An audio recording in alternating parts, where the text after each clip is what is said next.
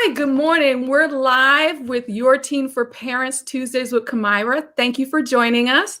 Today, we're going to be in conversation with Martha Caldwell and Oman Frame. And I'm going to read my introduction so that I don't screw it up. So you're going to see me reading. Martha and Oman are co-founders of iChange Collaborative Consulting, where they train teachers, administrators, and students in diversity education, global competency, and social emotional learning. They also teach integrated middle school humanities curricula at the Paideia School in Atlanta, Georgia. And they're the authors of Let's Get Real, Exploring Race, Class, and Gender Identities in the Classroom. I'm going to put a link to that book in the comments section so that you can click on it and get yourself a copy. Today, the world has moved beyond binary definitions of gender. We all see it and hear it. You see that we have under our next to our name, she, her, our preferred pronouns.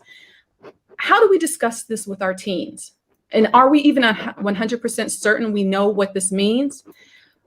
Today, Martha and Oman are going to break it down for us, and they're going to help us have these gender identity conversations in our homes. If you're participating online live, feel free to place questions or comments in the comment section, and Martha and Oman will address them live while we're having this conversation. Just pull up the comment section and I'll read them.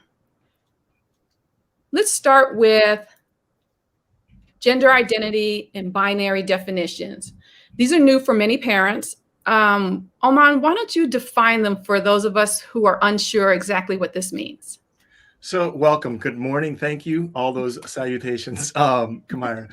The part that's really interesting when we talk about the moving from the binary terms of one or the other into a more fluid definition of what gender actually is, we will start with the kind of baseline stuff. The first thing I would say is if you are born in the body that you feel is right and your head, your heart, and your parts all match, you're considered cisgender. It means your body and your feelings and your expression all match. Mm-hmm. That is a normalized thing. That is what people have thought has been the kind of gender norm. Mm-hmm. There's also there are other kind of not offshoots, but there are also other dimensions of gender that are really, we're at a point where we're really exploring them. Martha, do you want to keep going tag team? Sure. Binary gender, typically, back the old school thought of the binary gender system is that there are men and there are women, right, and you're one or the other. And when a child is born, they're assigned or given assigned a gender and a sex. And even the human body, there's just a lot of differentiation, and even biology is not binary, male and female. So there are intersex people and people in between that. So we are learning how important it is to be inclusive of all kinds of gender expression and sexuality. And so having these conversations, the kids are often ahead of us. Right. So we're learning, we encourage people to learn the terms along with their children. Right. And to jump back there, it's, cis, trans, yes, agender, and agender is someone who is kind of in fluidity, is not in one or the other. Pansexual, there's a bunch of different terminologies. And I think that as we start to go through that, it really plays on the multidimensional aspect of how we experience life in this gendered body, or in this body that has been oftentimes boxed or put into compartments. When we do a lot of exercises with kids, the first thing that they want to talk about is how much freedom they have to express themselves outside of those boxes of binary experiences. A lot of male identifying kids don't always fit in the male identifying body, and physical. And when they are given that freedom to express themselves, what ends up happening is they feel seen. And that is critical to kids feeling and experiencing life at their fullest. Okay. And I think as parents or and educators, anybody in a teen's life, that's what we want, is for them to feel seen, right? Mhm. Can you help us? Can we go back just a little bit? I know there are a lot of terms. Can you Oh, yeah. maybe give us the top 40, the hit 40, and define those for us? Not really. Sure. So there's a couple terms that are more primarily in the physical gendered space, and then there's a lot of in the sexual orientation realm. Okay. In the physical realm, you have people who are cisgender. That's just someone whose gender identity aligns with their sex assigned at birth.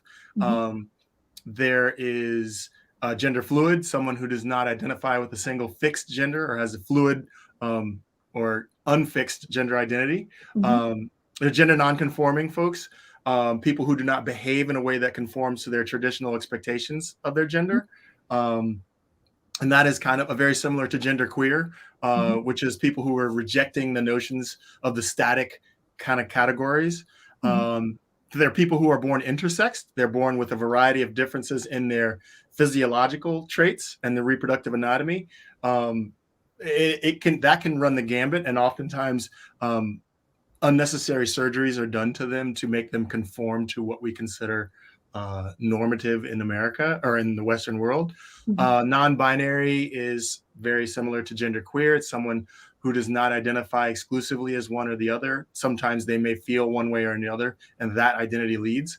And then there are trans folks, and that's kind of a big, almost an umbrella term for people whose gender identity and expression is different from the way that they're sex assigned at birth. It does not, this is a part that is really important to parents. It does not imply any specific sexual orientation. So that is a whole nother issue, dimension and realm. And sexuality refers to who you're attracted to, but gender is more about how you feel about your internal sense of who you are and how you choose to express that. And that's an important point.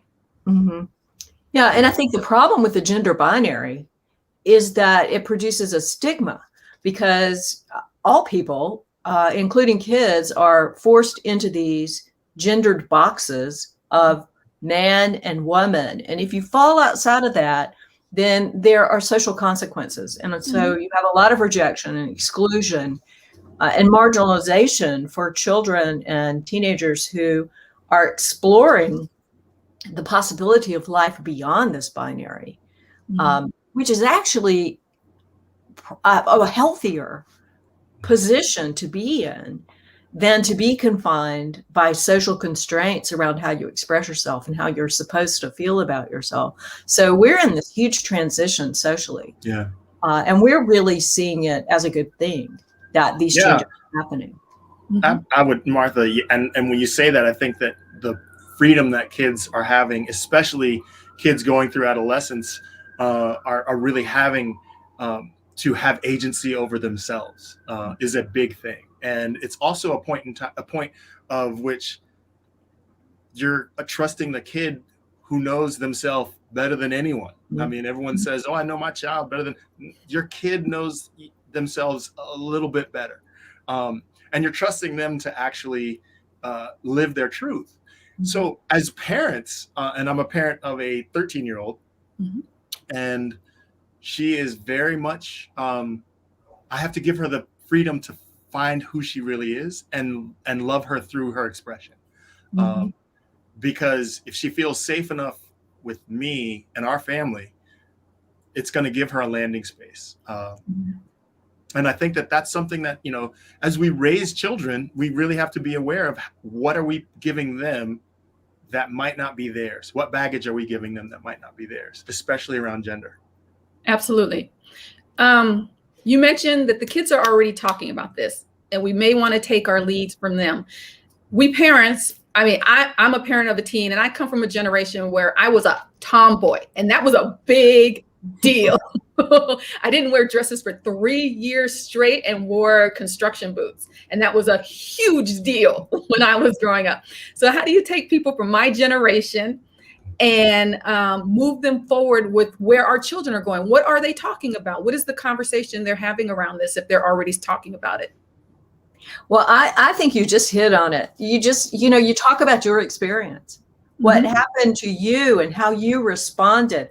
Why did you choose to do that for 3 years? What really, that's a great conversation to have with your son, is what was going on that made you kind of, I don't want to say reject, but marginalize yourself or experiment or try something that it was beyond the binary. Yeah. At that time. So the expression might be different, but we have never been completely at ease with binary gender definitions. Right. And everybody's got a gender story, including parents. And those stories are really wonderful, create wonderful conversations. We taught 12 and 13-year-olds together. And Flannery O'Connor says anybody who survived childhood has enough material to write about for the rest of their lives. By the time they're 12, they have all kinds of experience. They recognize gender probably by 6 months of 6 months, and know what their assignment is by the time they're 2, and they're acting it out on the playground at 3 and 4. So they're in trading, and the gender police, we like to call, they police the norms on each other in preschool. And they're at that age where they have very rigid ideas about what should and should not be. And so it's also connected to social power. Kids with more social power are more likely to reinforce those norms than kids who are a little bit more flexible with how they want to express themselves. Yeah.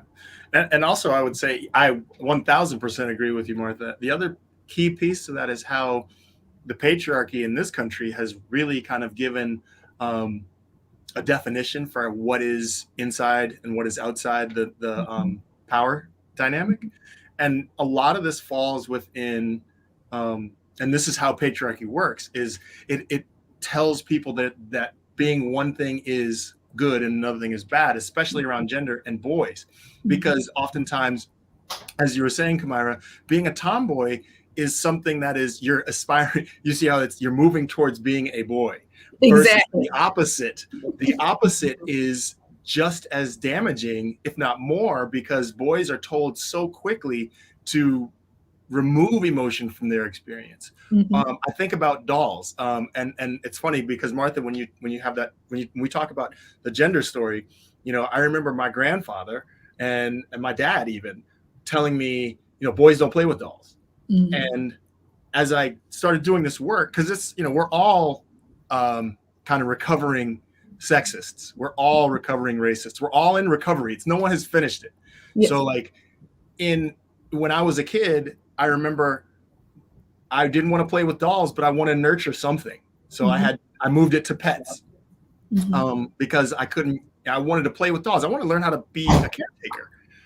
Oftentimes people don't realize that that's a big point. And parents, when we discourage boys from doing some of those things, we're taking away their mental flexibility of learning how to care and learning to reconnect to those emotions around, the multidimensional emotional scale, instead of just being happy, sad, or mad. And those are the 3 times when you can cry, or if your team loses.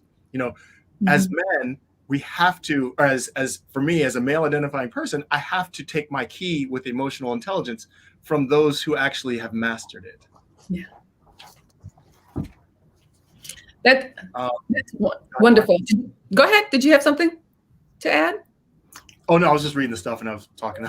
I'll add something, because we talk about how it's damaging for kids who don't, or how it's kids who don't conform or punished or marginalized. But what about the kids who do? What about the boys who don't play with dolls and are tough guys? What is that doing to them? Or what about the girls who try to be nice all the time and submissive? That is very damaging. So it's not as if the damage is only going one way. I think it's more apparent because those kids are marginalized socially, but the kids who are empowered by this system are also being damaged by it too. Right. So we just have to open up the door to move into more flexibility. And I know psychology has said for decades that a more androgynous expression is healthier than a traditional man or woman kind of gender expression. Because we need all those characteristics. We need to be both caring and strong. Exactly. And that, I think it's also really important that this fall into the conversation of so many people who are probably watching and listening going, well, wait a minute. What about those, girly girls? And what about those, the boy boys? And it's true. Those things can exist, but it's a spectrum. It floats. We're not all 100% of these things all of the time. The thing that we've heard from students all over and over again is when they get the ability to actually talk about this, they crumble. They say, I've never been able to cry in public, but I'm holding all this pain around the time when I was not found attractive by this person. Or, you see a lot of this tension and it comes later. So I think the work that we're doing now as parents, especially with teenagers, can give them a passport to the journey that they may take later on in life, with whom they choose to live. You talked about making sure that our teens feel seen, which is important across the board in their lives and in our relationships with them. It's interesting because you reminded me of a story. So one of our sons, when he was a toddler, maybe he was about 3, I don't know. He said to me one day, and when they're that little, they're not saying anything in judgment. They're just making observations. He says, Mommy, you don't make a very good princess. And I thought, you're absolutely right. And we keep saying that because up until then, people would say to me, I'd say, oh, I'm not good with hair and makeup. And people would, women who are would say, but you can be, you can do this. And what they didn't get is not only was I not interested in being, it wasn't part of me. And he, this child, as a 3-year-old maybe, was like, you're not a very good princess, but you're something else, right? If we can make our kids feel seen, you're not this, I'm not going to expect this of you. You're something else. Tell me what you are. So if we're a parent or educator listening today, and I want to remind anybody who is watching, please place your comments and questions and we'll address them if you just write them in the comment section.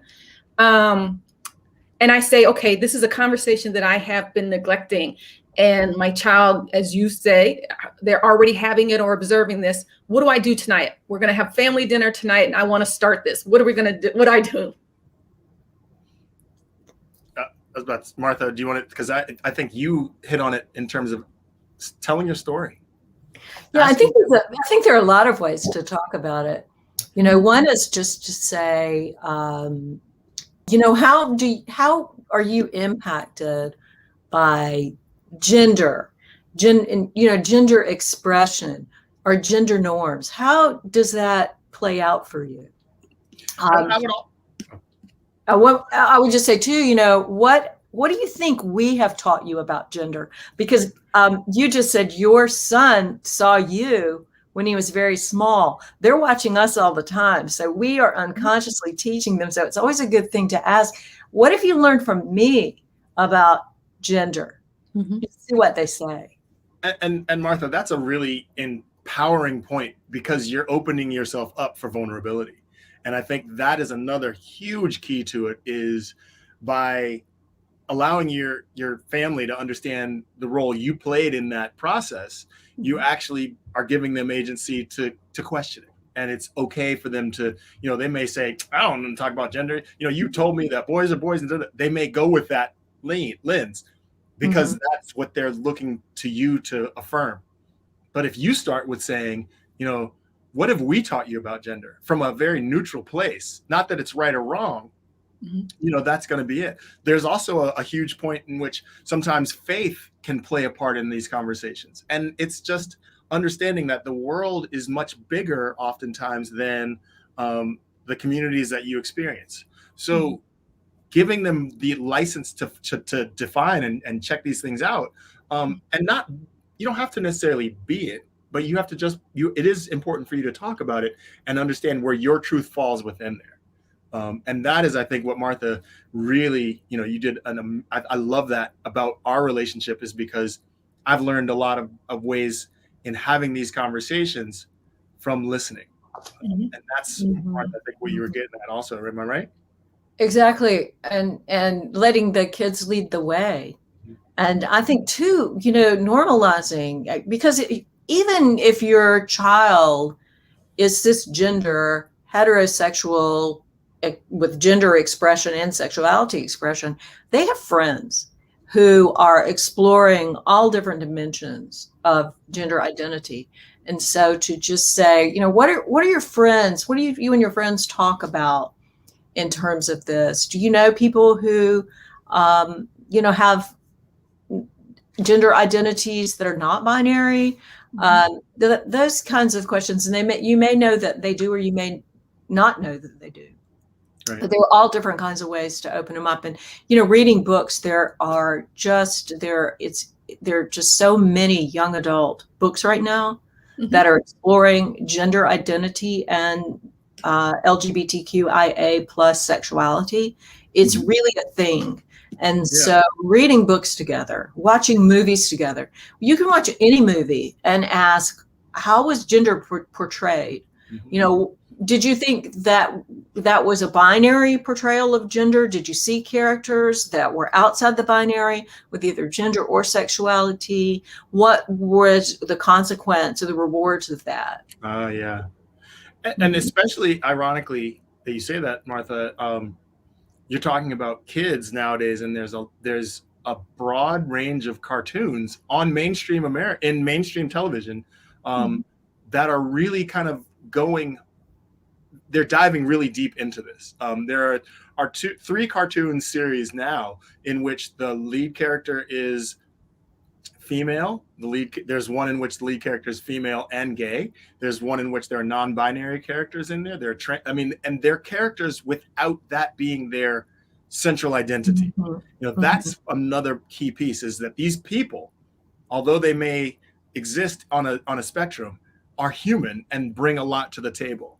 So it's a very strong tool to teach the theory of non-judgment, and how we are in a community that has that should focus itself on finding equity and being inclusive in our conversations, because oftentimes those voices are not at the table, and there are very dire consequences to that. Like the stats around trans kids whose parents actually have the conversation and see them through it have a much lower rate of suicide, which is a terrifying thing to think that so many trans kids commit suicide, not for the only reason is that no one in their family or immediate family had the bravery to talk to them about it. Right. And the more trans folks you talk to, the more gender non-binary folks you talk to, they will tell you that all it took was one person, and that person being a parent, a family member, accepting them. And that can shift literally the purpose of their life. Yeah, we have shared a student who made the transition or began the transition in middle school. And I know we also work with a sociologist, Dr. Baker Rogers at Georgia Southern, and who has come up with like 3 things you need to do to create healthy environments. And the first is normalize trans identity or non-binary identity. I mean, really normalize any identity. It's not a big deal. There's just a lot of variety. Diversity is good. And the second is have a support network. Make sure that child has a support network, whether it should be family, friends, or all kind of groups that kids find each other online. I mean, these online communities for non-binary and trans kids right now are just exploding, because if they don't find it in their world, they're finding each other online. And the third thing is empowerment. How can they be empowered? How can you empower their identity? How do they tell their story? How do they mentor other people? How do they make a contribution based on their story? Rather than being marginalized, they need to be empowered. They need to be, these kids are leaders. Yeah. It's truly remarkable if you have someone, if you've imagined a kid that you've figured out that they love music and you've given them an instrument and they take off. It's very similar. As soon as kids are acknowledged for their whole selves or a part of themselves that is very that they have the option of doing. And I think, Martha, when we talked about this also in classes, imagine if as parents, your caregivers gave you the option of whom you might end up with. We change our language around it, like your partner instead of your wife or your husband. As a kid, if you talk about partnerships, they see that as a normalized way of living in the world. When I know that I've done a lot of work with boys and men around understanding their whole emotional spectrum, and one of the things that oftentimes gets brought up is they're more intimately connected to their best friends, who's a guy, than they are to their, if they are hetero, to their partner. Yeah. They have a much deeper emotional bond to their best friend, and it's like, there's nothing wrong with that, but you need to acknowledge that that's a normalized thing as a partnership. And partnership, and that goes into a lot of other things that we talk about in terms of partnering with people and parents partnering with their teens. It just gives them a doorway that they all want to walk through. Martha, you mentioned an important point that I may be mistaken. Actually, it may have been you, Oman, that even if your teen is cis identifying and attracted to cis members in society for relationships, that doesn't mean that's their world, right? They know other people, their world, they live in a world where the non-binary experience is happening. And they're watching students like the one you watched transition. They're making friends with students who may be fluid, et cetera, et cetera. And so it's important for us to understand this. How do we support our students, no matter where they fall within their identity? How do we support them knowing that this is their world? Martha, that was yours. Yeah. I think the first thing you can do is just affirm who they are. And, there are lots of characteristics that we think of along a gender spectrum that, we want our kids to embrace who they are. And so if you're an extremely feminine identifying person and you like pink and you like dolls and you like, to wear makeup, then that's fantastic. No one should be marginalized for that. But that doesn't mean that that only girls can do that. Yes. Now, there are lots of boys who love to paint their fingernails and wear makeup, and that's just something to celebrate in everybody, because as far back as our species goes, we've been into adornment. So I think it's good to think that whatever your child is, affirm their expression, but also normalize other kinds of expressions as well. And I loved what Oman talked about, the characters in the television shows and in the books, there are lots of characters who are just, their gender and sexual expression is not part of the plot. It's just part of who they are. They're just characters, and that helps normalize. So reading books with characters, watching TV shows with characters, but it's also good to have explicit conversations. So there's two kinds of books and two kinds of TV shows. One is just, it's normalized and it's just part of the kid's a part of the character, but not part of the story. The other is a part of the story, or it is explicitly about learning what are the terms, what are the language. And I have to say, for parents, there are lots of online sources for learning this language. The P flag is, I'm trying to think of the what is P flags? Parents and, hold on a second. I was about to say the HRC, the Human Rights Coalition, has another good space. And while you're looking that up, the other piece to parents is pronouns. Simple. There's nothing yes or no about pronouns. It's like we don't always assume things. I have a child who's she, they, and in that she, they, she's clearly on the path of understanding who she is. And sometimes she's not feeling very and so understanding that they is not a bad thing. It's a nice term of talking about the human, the person, and devoiding the gender piece to it. And the gender piece, or not just devoiding it, but also giving expanse to it. because quite simply, pronouns are something we assume. And, what a very good English teacher that I've had says is, to assume something makes an ass out of you and me. Sorry about that, but it's like, it's in there. And we don't always want to assume. So sometimes, and everyone out there knows and understands that on some days I'm feeling more leaning towards a masculine way, or some days I'm leaning in a feminine way. It's a situation of spectrum. And I think that as parents, familiarizing with us with that language is critical. And I'm trying to think of something else that popped in my head when you were saying something, Martha. So I'll tag on to you, Oman. I think the language is worth really exploring, because I say we are learning the language. Kids are developing it. Right. And they may or may not even have language yet to describe who they are. So we find so many kids that will talk about, what does non-binary mean? And a kid might say, wow, I didn't know what that word meant, but now that I do, I feel that. That describes me better than anything else. So, and they're excited to find a word that describes them, because suddenly they realize they're not alone and they're not weird. So those are all really good things. But I think it's, the language is difficult. We're always hesitating before we want to make sure we say it exactly the right way. But we're not going to, and they will correct us. Don't worry. I am corrected all the time. Absolutely. But I want to tag onto what you said about pronouns, because if there is one thing you take away from this, it is please honor the pronouns in the chosen or affirmed name. That again is connected to suicide prevention, because the suicide rate is very high with these kids because of the stigma and exclusion.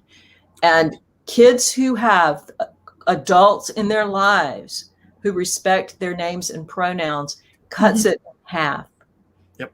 It's so important. Yes. Yeah. Yes. For them. And the other piece that you mentioned, Martha, that I think is absolutely critical to parents is normalize mistake making, especially around this. Yes. Normalize making a mistake, because if kids see you as someone that is fallible, which every human is, then they are given permission to try and to take those and become a place, or your house becomes a place where kids can make those mistakes. So fumble through it. It's okay. I guarantee you, if you were to fumble through your phone or fumble through an app, your kid's not going to say, how could you not? You don't know how to do this yet? I mean, come on. That was last week. Come on. You can't, you have to give them the same grace with making a mistake that they give with you when you make mistakes. Yep. Yes. I think that for the parents watching who think this is, because it can be a huge issue if you haven't had the opportunity to think about it, or if you've been thinking about it and you haven't addressed it in your home, and normalizing making mistakes, just starting the conversation. Just have you thought about this? Are you talking about this? The pronouns are very important. It's just for parents out there who are like me, who are parents of teens trying to grapple with all the different issues.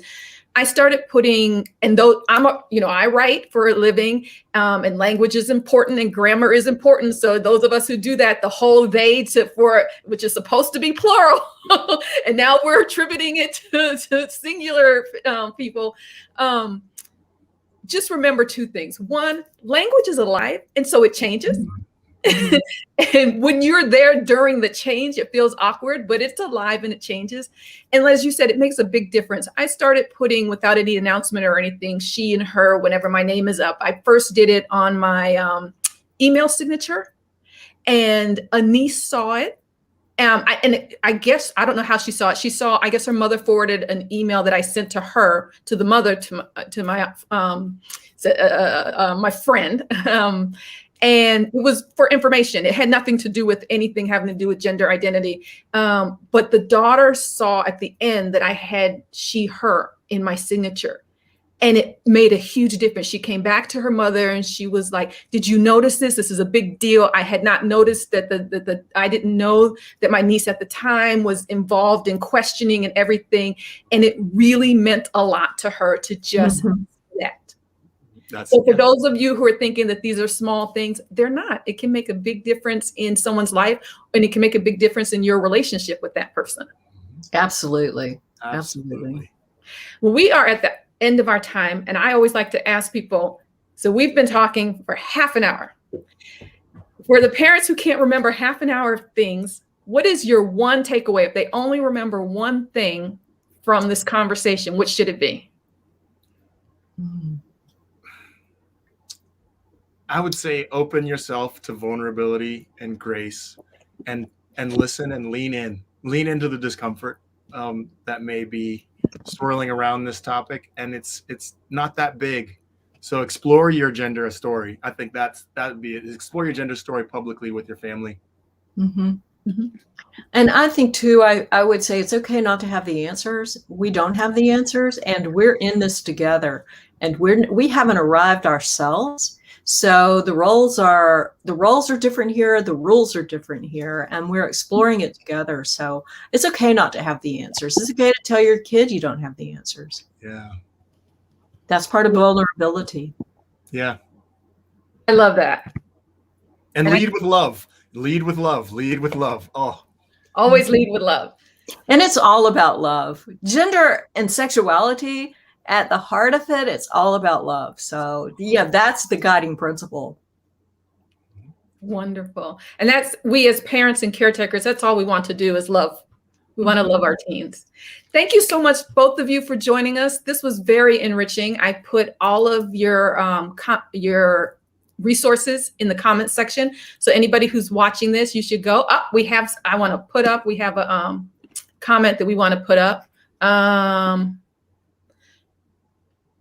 Christina says, I was just telling a coworker how adding your pronouns to your name can be more of showing acceptance to others. That's wonderful, Christina. We're very happy that you shared that. Definitely. And then Shelly says, you can't force kids to be who you want them to be. You can allow them to be who they are and who they know themselves to be. Mm-hmm. And they'll surprise us because they probably know things that we don't even know exist. No question about it. Yeah. Thanks again for joining us. This was a great conversation. I don't see any more comments. We are going to sign off and go offline. I will see you guys next week with Tuesdays with Kamira with another great conversation. And we may have Martha and Oman back in the future.